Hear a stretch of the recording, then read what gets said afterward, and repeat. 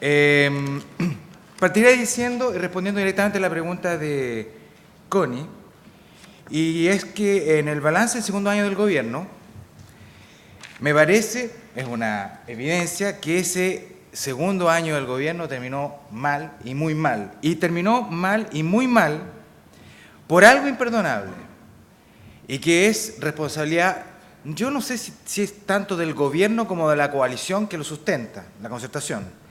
Y es que en un año, o en un año y medio, se perdió lo que se había obtenido con extraordinario esfuerzo político, eso era haber conquistado la mayoría en ambas cámaras. Y ese es un capital que se dilapidó, y a mí me parece que, políticamente hablando, eso es bastante imperdonable. Por lo tanto, no tengo duda en decir que el segundo año del gobierno terminó mal.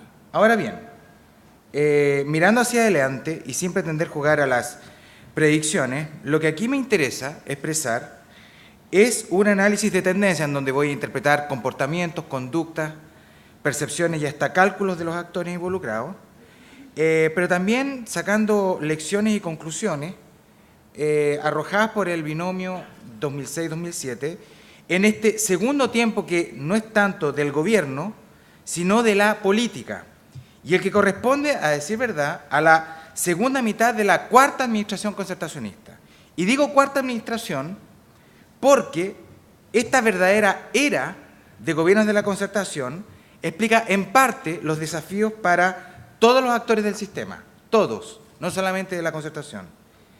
Pero partamos por la concertación. Efectivamente, la coalición gobernante, qué duda cabe, está experimentando severas dificultades para su reproducción como coalición dominante. Eso es evidente.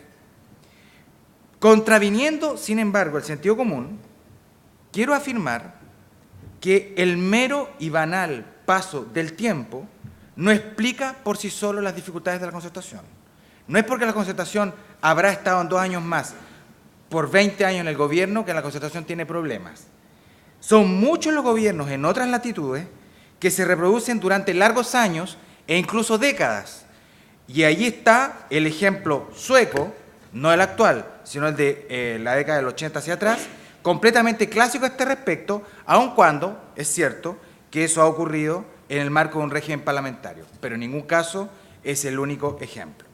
En realidad, los problemas de la concertación se explican a la luz de un balance de gobierno de casi 20 años, de las razones que se encontraron en el origen de esta coalición y de las dificultades que los partidos de la coalición experimentan para afrontar otra transición, y esto es algo que probablemente nos cuesta darnos cuenta. ¿Cuál es la principal dificultad que están experimentando los partidos de la concertación hoy? Esos partidos están enfrentando, la derecha también, pero la concertación está enfrentando la transición ya no de la dictadura a la democracia, sino de la transición a la democracia a la transición a la normalidad democrática. Eso es lo que hoy día estamos viviendo. Este es un país que se está cada vez más normalizando. Y las luchas y confrontaciones políticas que hoy constatamos son luchas cada vez más normales. Nos tenemos que acostumbrar a este tipo de competencia. Las que a veces, como actualmente está ocurriendo, estas luchas adoptan un giro relativamente dramático y peligroso. Y me refiero ahí al proceso de acusación constitucional en curso. A diferencia de los 3 primeros gobiernos, hoy día la concertación vive no tanto un fin de ciclo como tal, sino más bien una coyuntura, y esto es lo nuevo, en donde los intereses de las partes aliadas, tienden a predominar por sobre los intereses del conjunto. Y esa es una novedad. He ahí, creo yo, algo inédito y cuya conclusión puede ser, evidentemente que puede ser, sin que sea algo inevitable, el término de la concertación como coalición gobernante.